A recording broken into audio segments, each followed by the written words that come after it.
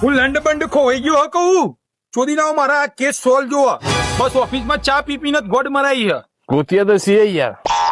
અને લોળા તું ઓમમ ના કઈ ને કઈ આખો હાથ તારી ગોડમાં ગાલ દે સિરિયલમાં તો તમે બહુ માચુદી કરો 2 મિનિટમાં આખો કેસ સોલ્વ કરી નાખો એડિટિંગ કરીને આવે છે બધું.